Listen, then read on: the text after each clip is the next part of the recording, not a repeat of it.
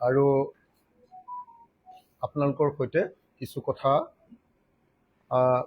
অসমৰ ৰাইজৰ কাৰণে আপোনালোকৰ জৰিয়তে কিছু কথা ক'ব খুজিছোঁ। শ্ৰদ্ধেয় সংবাদকৰ্মীসকল, আজি এইমাত্ৰ মই নাজিৰা সমষ্টিৰ নেপালী খুটি অঞ্চলৰ পৰা আহিলোগে। নেপালী খুটি হ'ল সেইটো অঞ্চল য'ত প্ৰথমতে পানীয়ে খুন্দা মাৰিছিলে আৰু তাৰ ৮০টা ঘৰৰ ভিতৰত মাত্ৰ ৬টা ঘৰ বাচিছে, বাকী গোটেইবিলাক ঘৰে ভাঙি পেলাইছে।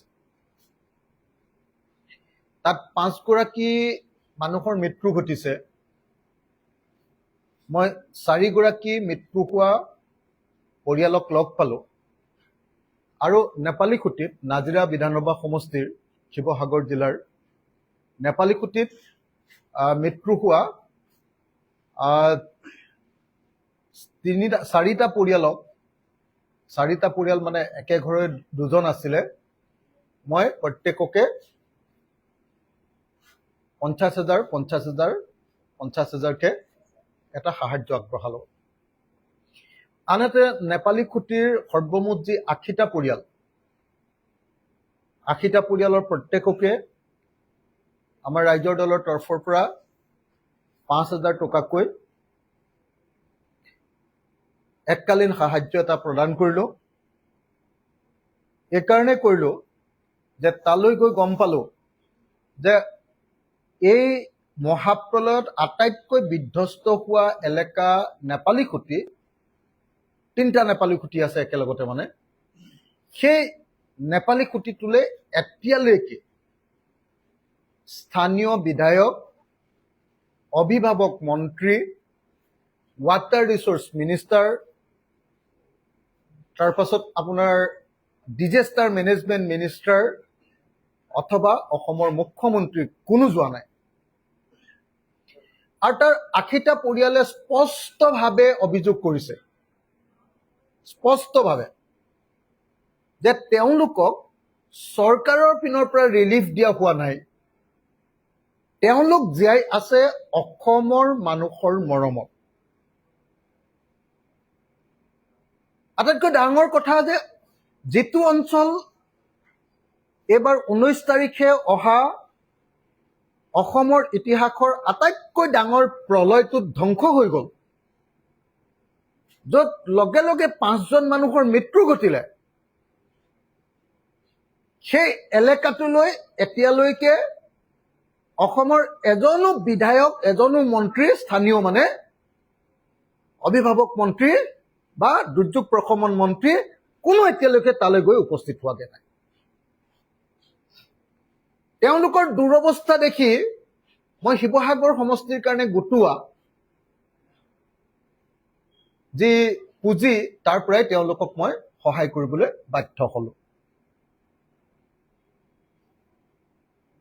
এই গোটেই ঘটনাটোৰ পৰা প্ৰমাণিত হয়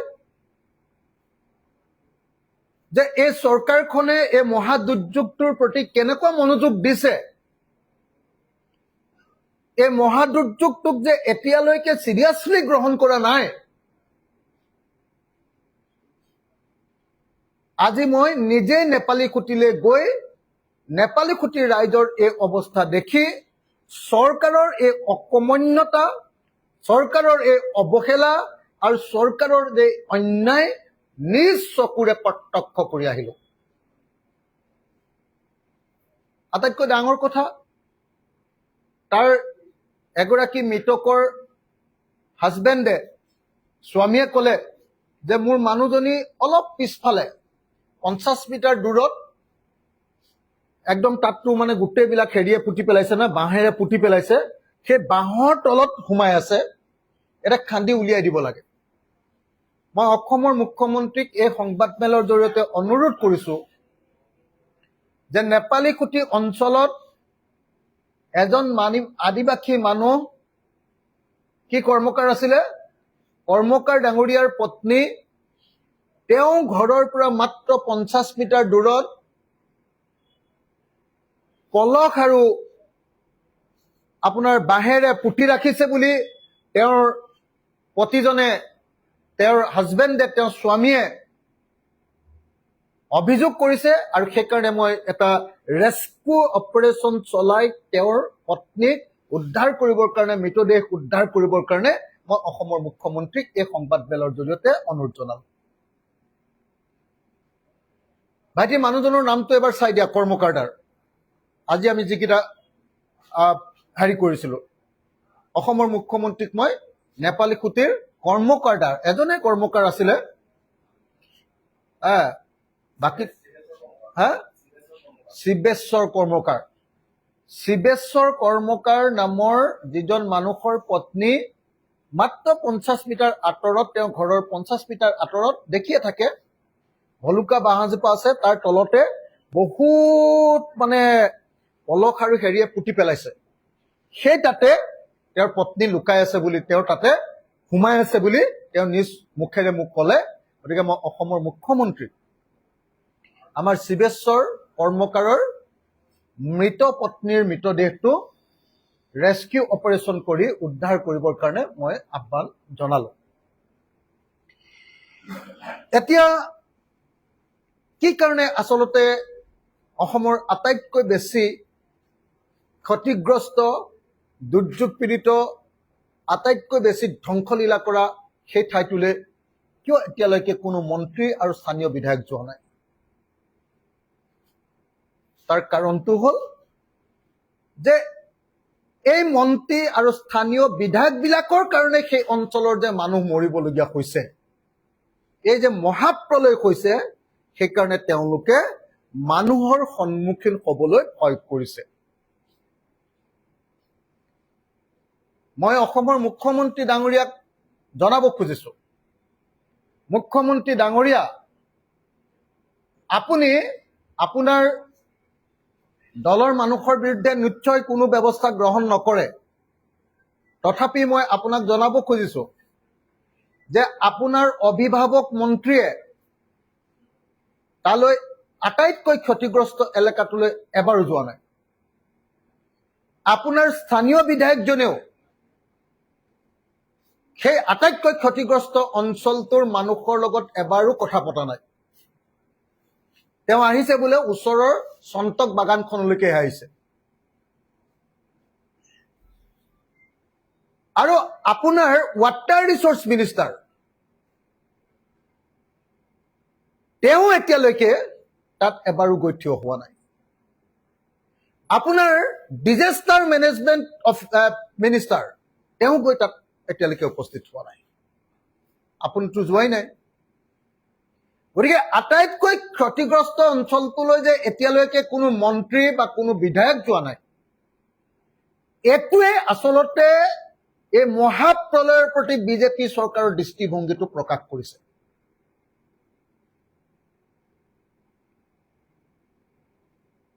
আজি মই গৰুখুটি নেপালী খুঁটি অঞ্চলত 80 ঘৰ মানুহৰ ঘৰে ঘৰে যেতিয়া অঞ্চলটো ঘূৰিলো, তাত দেখিলো যে অকল 6টা ঘৰ থিয় হৈ আছে, আৰু তাকো মানুহ থাকিব পৰা নাযাব, আৰু 6টা পকা ঘৰ আছে যেনে তেনে। এই 6টা পকা ঘৰ থকাৰ পাছত বাকী গোটেই ঘৰবিলাকে কমপ্লিটলি শেষ। আৰু তাত ঘৰত কোনোপধ্যে সেই অঞ্চলটোত আৰু ঘৰো বনাব নোৱাৰে, কাৰণ তাত কমপ্লিটলি পলস আৰু তাৰ ওপৰত সম্পূৰ্ণৰূপে কাটি থোৱা বাঁহ, নাগালেণ্ডত বোধহয় কাটি থোৱা বাঁহেৰে সম্পূৰ্ণৰূপে জাগাটো পুৰা পুতি পেলালে। গতিকে তাত নতুনকে ঘৰ বনোৱাটো অসম্ভৱ। সেইকাৰণে মই অসমৰ মুখ্যমন্ত্ৰী ডাঙৰীয়াক ক'ব খুজিছো যে নেপালী খুঁটি অঞ্চলৰ 80টা পৰিয়ালৰ কাৰণে 80 বিঘা মাটি আপুনি নাজিৰা সমষ্টিৰ ওখ ঠাইত দিয়াৰ ব্যৱস্থা গ্ৰহণ কৰক। আৰু মুখ্যমন্ত্ৰী ডাঙৰীয়া, মই আপোনাক বাৰম্বাৰ কৈ আছো যে প্ৰত্যেকটো বানপীড়িত পৰিয়ালক 10 লাখ টকাকৈ দিব লাগে। আপুনি দিছে মাত্ৰ 15,000 টকাকে। মুখ্যমন্ত্ৰী ডাঙৰীয়া, যিটো অঞ্চল সম্পূৰ্ণৰূপে পলসে পুতি পেলাইছে, মুখ্যমন্ত্ৰী ডাঙৰীয়া, যিটো অঞ্চলত পলসৰ লগতে বাঁহেৰে পুতি পেলাইছে, যুদ্ধ বিধ্বস্ত এটা অঞ্চলৰ নিচিনা হৈছে, বিদেশী ৰাষ্ট্ৰই আক্ৰমণ কৰি শেষ কৰি দিয়া অঞ্চল এটাৰ নিচিনা কৈছে সেই অঞ্চলৰ ঘৰ দুৱাৰ ভাগি শেষ হৈ গৈছে তাত 15,000 টকা দিলে এজন মানুহে কি কৰিব মুখ্যমন্ত্ৰী ডাঙৰীয়া কি কৰিব সেইকাৰণে মই আকৌ এবাৰ মুখ্যমন্ত্ৰী ডাঙৰীয়াক আজি নেপালী খুটি অঞ্চল ভ্ৰমণ কৰি আহি অনুৰোধ জনাইছো যে চৰাইদেউ শিৱসাগৰ আৰু যোৰহাটৰ অভূতপূৰ্ব হিষ্টৰিকেল আনপ্ৰেচিডেণ্টেড যেটো কেলামিটি হ'ল এই কেলামিটিৰ কাৰণে এই কেলামিটিৰ পৰা মানুহক কি কয় কেলামিটিত পৰা দুৰ্যোগত পীড়িত মানুহক প্ৰত্যেকটো পৰিয়ালকে 10 লাখ টকা দিয়াৰ ব্যৱস্থা কৰিব লাগে 10 লাখ টকা দিয়াৰ ব্যৱস্থা কৰিব লাগে মুখ্যমন্ত্ৰী ডাঙৰীয়া আপুনি যদি এইখিনি মানুহক এই তিনিখন জিলাত চাগে খুব বেছি যদি হয় এনেকুৱা বানপীড়িত মানুহ হ'ব 1.5 লাখৰ পৰা 2 লাখ মান মানুহ হ'ব পুৰা ঘৰ ভাগি যোৱা এনেকুৱা ঘৰ ভাগি যোৱা মানুহৰ পৰিমাণ হ'ব চাগে 2 লাখ মান পুৰা ঘৰ ভাগি যোৱা এই 2 লাখ বা 2.5 লাখ পৰিয়ালক যদি আপুনি 10 লাখকে টকা দিব নোৱাৰে তেতিয়াহ'লে মই অনুৰোধ জনাইছো যে প্ৰথমতে আপুনি 2 লাখ টকা দিয়ক 3 দিন মানৰ ভিতৰত আপুনি 2 লাখ টকা দিয়ক আৰু সেকেন্ড কিস্তি হিচাপত বাকি 8 লাখ টকা দিয়াৰ ব্যৱস্থা গ্ৰহণ কৰক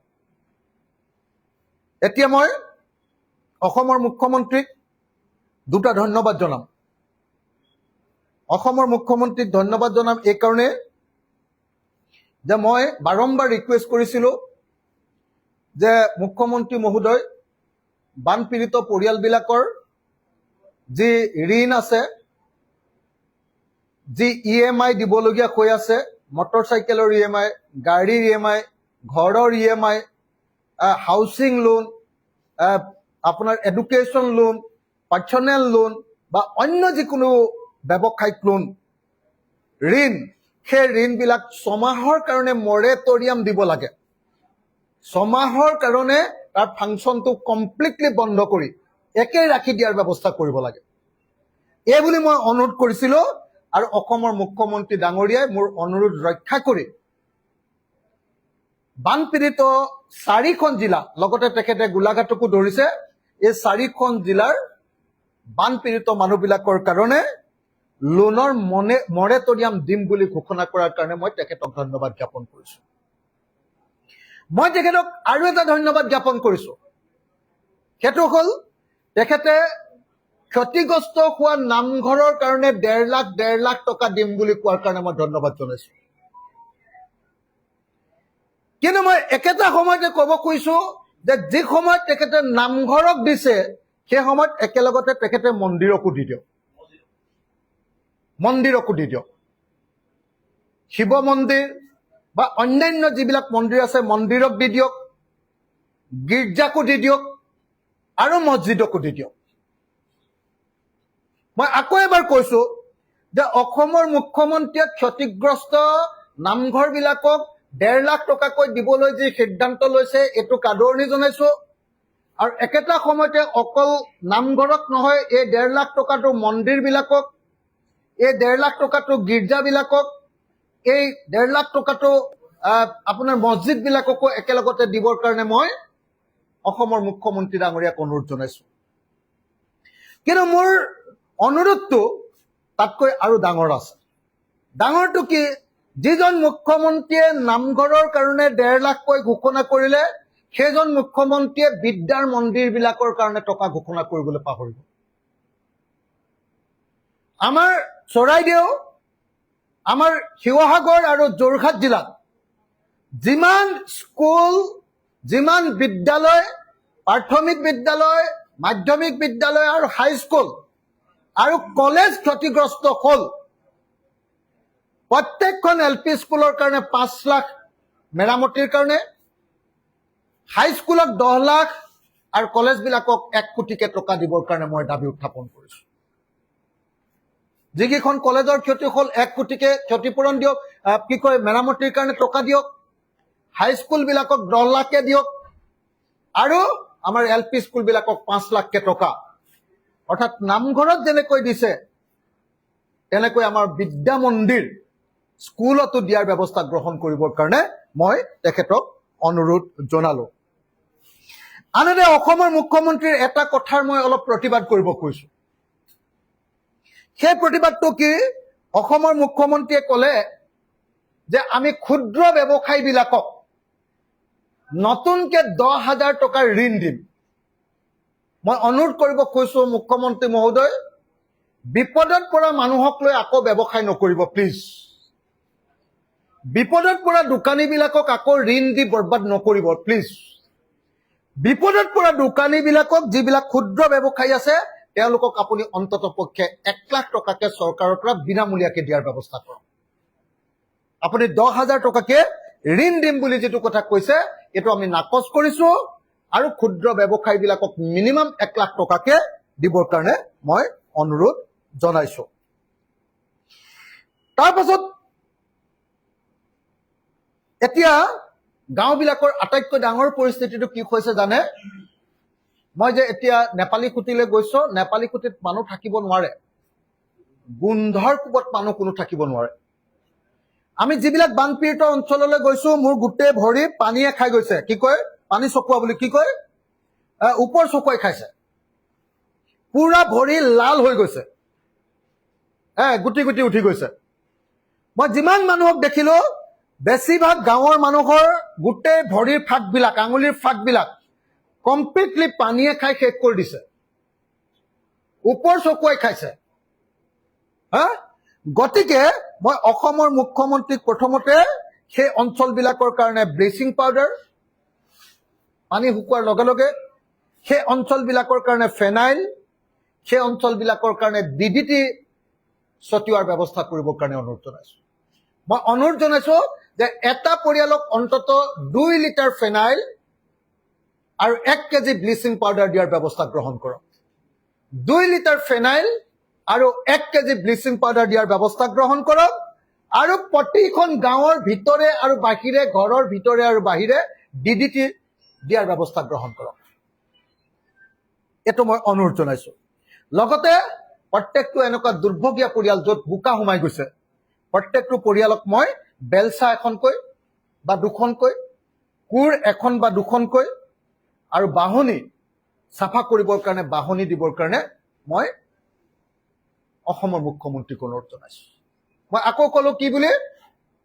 মই আকৌ কৈছো যে ঘৰ চাফা কৰিবৰ কাৰণে পলক পৰি ভৰ্তি হৈ গ'ল, 2খন বেলচা এখন ঘৰত, 2খন কোৰ আৰু বাঢ়নি, বাঁহৰ বাহনি তেখেতে দিয়াৰ ব্যৱস্থা গ্ৰহণ কৰিব লাগে।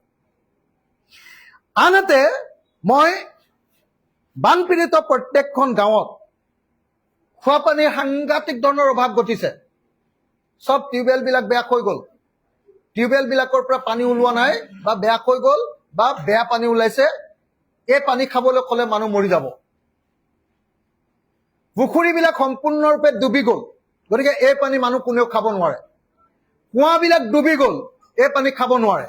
গতিকে মই অসমৰ মুখ্যমন্ত্ৰীক প্ৰত্যেকখন গাঁৱত 4-5টাকে মাৰ্কথি টিউবৱেল বহাবৰ কাৰণে, অথবা যিবিলাক গাঁৱত JJMৰ প্ৰজেক্ট আছে, জল জীৱন মিছন প্ৰজেক্ট আছে, সেইবিলাকক সচল কৰি তুলিবৰ কাৰণে মই অসমৰ মুখ্যমন্ত্ৰীক বিনম্ৰভাৱে অনুৰোধ জনাইছো। তাৰ পাছত অসমৰ মুখ্যমন্ত্ৰীক মই আৰু 2টা অনুৰোধ জনাম।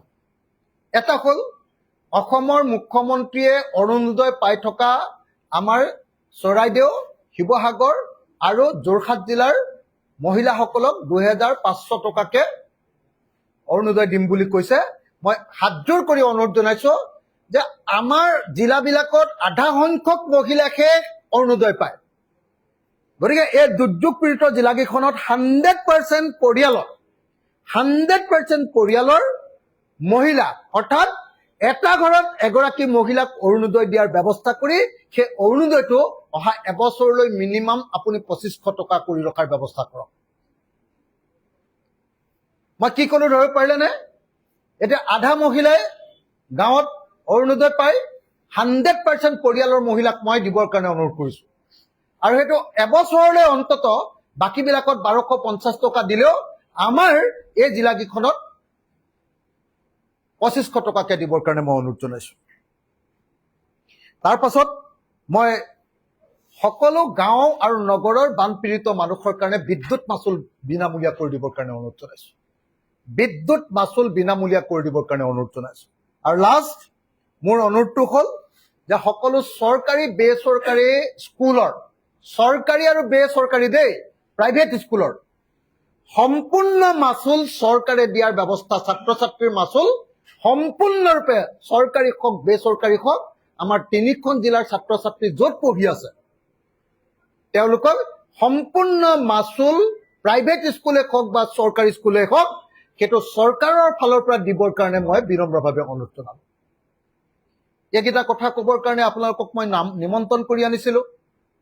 মই এতিয়া আপোনালোকক স্পষ্ট ভাষাৰে আকৌ এটা কথা ক'ব খুজিছোঁ যে মোৰ আটাইতকৈ ডাঙৰ দাবীটো হ'ল শিৱসাগৰ সমষ্টিৰ আটাইতকৈ দুৰ্যোগ পীড়িত এটা সমষ্টিৰ বিধায়কজনৰ আটাইতকৈ ডাঙৰ দাবীটো হ'ল অসমৰ এটা আঞ্চলিক ৰাজনৈতিক দলৰ আটাইতকৈ সভাপতিজনৰ আটাইতকৈ ডাঙৰ দাবীটো হ'ল যে প্ৰত্যেকটো বানপীড়িত পৰিয়ালক 15,000 টকা নহয় 10 লাখ টকাৰ এককালীন সাহায্য দিয়াৰ ব্যৱস্থা কৰক। আৰু চৰকাৰে যদি তাৰ কাৰণে ধাৰ ল'ব লাগে ধাৰ লওক। আৰু চৰকাৰক মই অনুৰোধ জনাইছোঁ যে চৰকাৰে যদি প্ৰথমতে 10 লাখ টকা একেলগে দিব নোৱাৰে তেতিয়াহ'লে অন্ততঃ প্ৰথমতে অহা 3 দিনৰ ভিতৰত 2 লাখ টকাকে এটা এটা পৰিয়ালক দিয়াৰ ব্যৱস্থা কৰিব লাগে, যাতে অন্ততঃ ঘৰখন চাফা কৰি 2খন বিচনা কিনি আনি তাত 2খন তুলি পাৰি বিচনা চাদৰখন পাৰি যাতে পৰিয়ালকেইটা তাত শুব পাৰে। মই মুখ্যমন্ত্ৰীক জনাব খুজিছোঁ যে আমাৰ বানপীড়িত বেছি বানপানী হোৱা প্ৰত্যেকটো পৰিয়ালৰ বিচনা সম্পূৰ্ণৰূপে ভাগি গ'ল। সেইবোৰ বিচনা, সেইবোৰ তুলি, সেইবোৰ মেট্ৰেছ আৰু ব্যৱহাৰৰ অনুপযোগী হৈ গ'ল। এতিয়া কোনো মানুহে তাৰ মজিয়াত, বানপানী হোৱা ঘৰখনৰ মজিয়াত শুব নোৱাৰে। যদি মজিয়াত শুব নালাগে তেতিয়াহ'লে আকৌ এখন বিচনা লাগিব। আৰু বিচনা এখন কিনিবৰ কাৰণে কোনো বানপীড়িতৰ এতিয়া টকা নাই। গতিকে মই সেইকাৰণে বাৰম্বাৰ মুখ্যমন্ত্ৰীক কৈছোঁ যে এতিয়া মই ডাইৰেক্ট 10 লাখ টকা বিচাৰিছোঁ। ডাইৰেক্ট 10 লাখ টকা যদি দিব নোৱাৰে তেতিয়াহ'লে প্ৰথমতে 2 লাখ টকা এটা দিয়াৰ ব্যৱস্থা কৰক, যাতে ঘৰখন চাফা কৰি 2খন বিচনা কিনি পৰিয়ালকেইটা থাকিব পৰাৰ ব্যৱস্থা হয়। তাৰ কাৰণে মই অনুৰোধ জনালোঁ।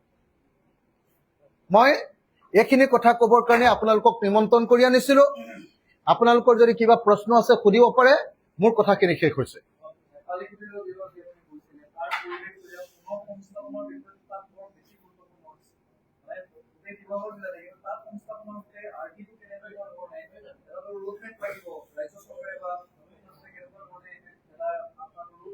মই ভাবো যে নেপালী খুঁটিৰ কাৰণে ৰাস্তা এটাই আছে, তেওঁলোকক তাৰ পৰা নি বেলেগ ঠাইত ৰিছেটেলমেণ্ট কৰোৱা।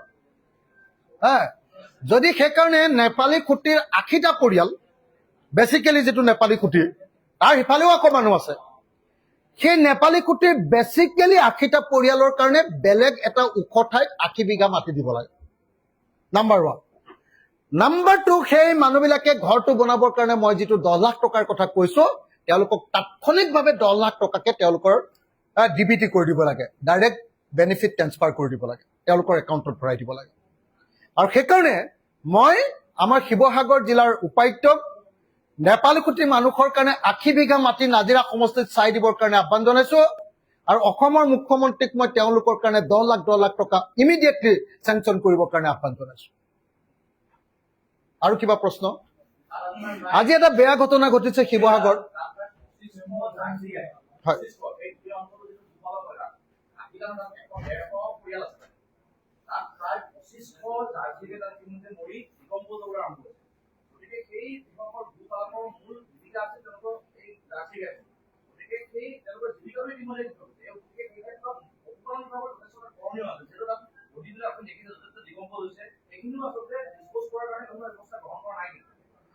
মানে মইতো আপোনালোকক ক'লোৱে যে প্ৰথম কথা, তাত এটা মৃতদেহ কৰি আছে বুলি তেওঁৰ হাজবেণ্ডে, স্বামীয়ে কৰি আছে, সেইটোকে এতিয়ালৈকে উদ্ধাৰ কৰা নাই, মানে এতিয়ালৈকে ৰেস্কিউ অপাৰেশ্যনটোৱে কৰা নাই।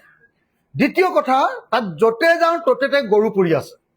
ডিব্ৰুগড় মিউনিচিপালিটিৰ পৰা অলপ হৰিজন আহিছে, হৰিজন আহিছে, তেওঁলোকে আজি 5টা গৰু উদ্ধাৰ কৰিছে মৃতদেহ। কিন্তু তেনেকুৱা বহুত গৰু পৰি আছে, কাৰণ তাৰ মানুহবিলাকৰ মূল জীৱিকাটো আছিলে গৰু পালন, পশুপালন, গৰু পালন, জাৰ্চি গৰু বা বেলেগ বেলেগ গৰুবিলাক পালন কৰাটোৱে তেওঁলোকৰ জীৱিকা আছে। গতিকে প্ৰত্যেকটো গৰুৰ দাম দিয়া, প্ৰত্যেকটো গৰুৰ, এতিয়া আমাৰ গৰুৰ দাম বোধহয় 37,000 টকাকে দিয়ে। মানে আজিৰ দিনটোত অসমত মানে গৰুৰ ক্ষতিপূৰণটো বোধহয় 37,000 টকা।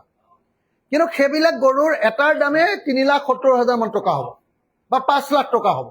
এনে উন্নত জাতৰ তেওঁলোকে গৰু পুহিছিলে। গতিকে তেওঁলোকৰ প্ৰকৃত ক্ষতিপূৰণ দিবৰ কাৰণে মই দাবী উত্থাপন কৰিছো।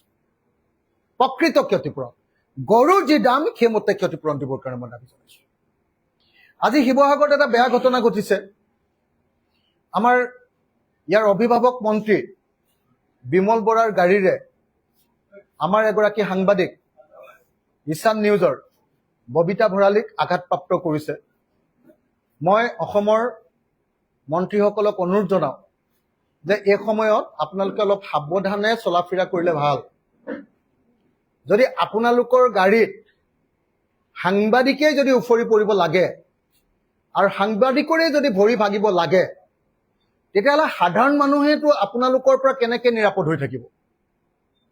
শিৱসাগৰ টাউনৰ ভিতৰত যদি আপোনালোকৰ এনেকুৱা উৎপাত হয়, আপোনালোকৰ গাড়ীয়ে যদি সাংবাদিকক এনেকৈ পেলাই দিবলগীয়া পৰিস্থিতি কৰে, এইটো দুৰ্ভাগ্যজনক। আৰু মই বিমল বৰা ডাঙৰীয়াক মোক দিগদাৰ কৰিবৰ কাৰণে অকল শিৱসাগৰতে খুট পুতি বহি নাথাকিবলৈ আৰু মাজে মাজে নেপালী খুঁটিৰ নিচিনা অঞ্চললৈ গৈ তাতো প্ৰকৃত সেৱা আগবঢ়াবৰ কাৰণে অনুৰোধ জনাইছো। আৰু কিবা প্ৰশ্ন? মই আৰু এটা কথা কওঁ। আজি দেখিলো, মই দিয়া এটা আইডিয়া অনুসৰি, মানে মই কৈছিলো যে সকলো বানপীড়িত খেতিয়কৰ কাৰণে কঠীয়া পাৰিব লাগে। আজি দেখিলো যে 2জন মন্ত্ৰীয়ে কঠীয়া পাৰিছে, কিন্তু কঠীয়া পোৱাৰ টেকনিকটো বৰ বেলেগ ধৰণৰ দেখিলো। মই দেখিলো যে আমাৰ কৃষি মন্ত্ৰী পীযুষ হাজৰিকা আৰু বান নিয়ন্ত্ৰণ মন্ত্ৰী ৱাটাৰ ৰিচোৰ্চ মিনিষ্টাৰ সুশান্ত বৰগোহাঁয়ে কঠীয়া পোৱাৰ নতুন টেকনিক উলিয়াইছে। কি টেকনিক? যে একেলগতে 50টা মান মানুহ গৈ এনেকে থোপা থুপি কৰি এনেকে কঠীয়া দলিয়াই গৈছে। মানে নাটক কৰা মন্ত্ৰীবিলাকে নাটক কৰে বুলি জানো, কিন্তু নাটকটোৱে যদি জনতাৰ ক্ষতি কৰে, অৰ্থাৎ কঠীয়া পাৰিবৰ কাৰণে আজি য'ত কঠীয়া পাৰিছে তাত 50 কুইণ্টেল ধান লাগে, আছে 15 কুইণ্টেল, তাতো আকৌ মন্ত্ৰীয়ে এনেকে থোপা থোপে মাৰি দিছে। আপোনালোকে চাবচোন, পীযুষ হাজৰিকাই যেতিয়া কঠীয়া এনেকে ছটিয়াইছে চাব, এনেকে থোপাকে গৈছে। কাৰণ কেতিয়াও পৃথিৱীত জীৱনত কেতিয়াও কঠীয়া কেনেকে পাৰে তেওঁলোকে দেখাই নাই। কৃষি মন্ত্ৰী হৈ গ'ল। ৱাটাৰ ৰিচোৰ্চ মিনিষ্টাৰ কোনোদিন কেতিয়াও খেতিত নামি পোৱা নাই। গতিকে তেওঁলোকে কঠীয়া, যিহেতু মই কঠীয়া পাৰিব লাগে বুলি ক'লো, গতিকে মোতকৈ আগতে কঠীয়া পাৰিবৰ কাৰণে খৰধৰ কৰি আজি যি ধৰণে এনেকে মানে একদম মুঠা কৰি এনেকে কঠীয়া ছটিয়াই দিছে, এইটো দুৰ্ভাগ্যজনক। আৰু মই মন্ত্ৰীসকলক এই সময়ত এক্টিং এৰি প্ৰকৃত জনতাৰ সেৱা কৰিবৰ কাৰণে আগবাঢ়ি আহিবৰ কাৰণে অনুৰোধ জনাইছো।